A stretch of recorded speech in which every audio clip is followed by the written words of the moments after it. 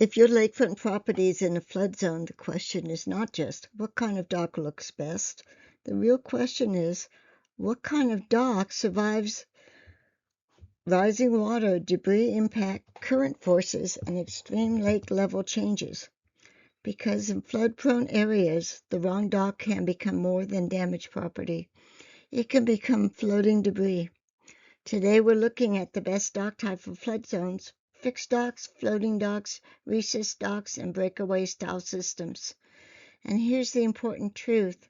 There is no one perfect dock for every flood zone.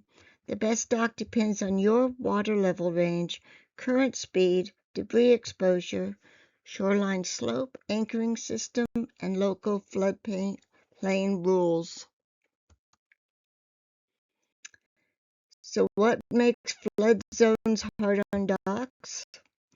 Flooding creates four major dock problems.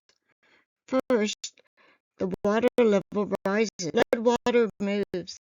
That moving water pushes on pilings, frames, floats, cables, gangways, and boats. Third, debris becomes a battering ram. Logs, branches, dock sections, and loose boats can hit your structure.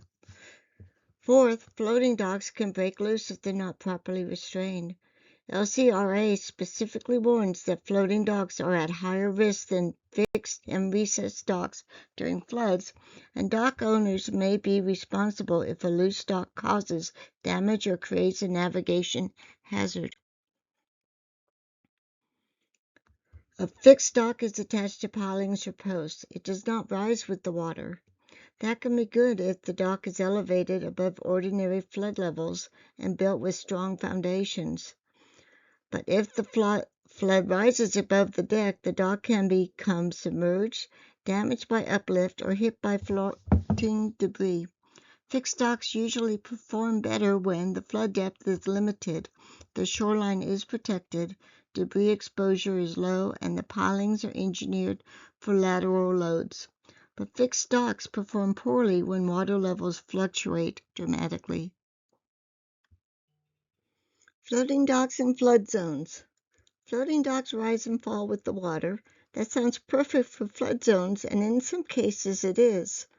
A floating dock can maintain usable freeboard as water levels rise, which is why FEMA has highlighted floating docks as a resilient strategy in some hurricane recovery situations.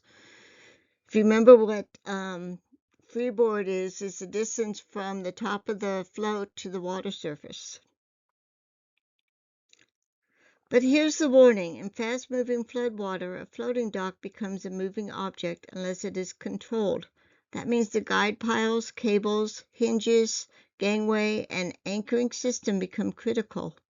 A floating dock is best when water levels change a lot, current is moderate, debris exposure is manageable, and the dock has tall guide piles or a properly engineered anchoring system. It's risky when the currents are strong, debris loads are high, and anchors are undersized, or the dock can ride above its guides and escape.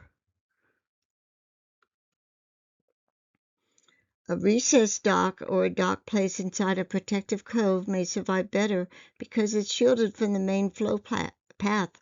This is often overlooked. The dock type matters, but the dock location may matter even more. A protected dock has less direct exposure to wave impact, floating debris, current force, and wind-driven movement.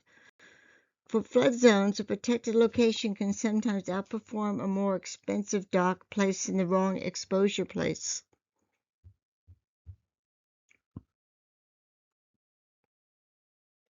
In some flood-prone areas, the best dock is not the strongest dock. It may be a dock designed so certain parts can fail safely.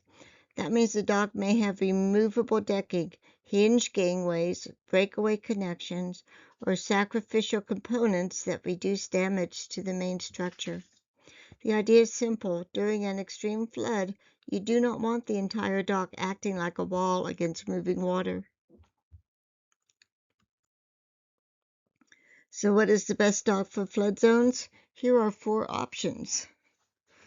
Option 1, the floating dock with engineered guide piles. Best for large water level changes as long as the guides are tall enough and the dock cannot float away. Option 2 is elevated fixed dock with deep foundations, best for lower flood variation, stronger current areas, or sites where floating docks would be exposed to debris. Option 3 is protected recessed dock, best when the shoreline layout allows the dock to be placed outside of the main flood path. And option 4 is the hybrid dock, a fixed access pier with a floating terminal platform. This often gives homeowners the best balance, stable shore access plus water level adjustment at the boat slip. So what homeowners should ask before building? So before choosing a dock in a flood zone, ask what the highest recorded flood level at this site is, or do the research yourself. How much vertical travel does the dock need? Can floating debris hit the structure? Will the dock be inside the main current path? Are the guide piles tall enough for extreme water rise? Can the dock detach, rotate, or ride over the piles? And what do local floodplain or lake authority rules require? And always check local permitting before construction. Floodplain rules can regulate docks and waterfront structures, especially in mapped flood hazard areas.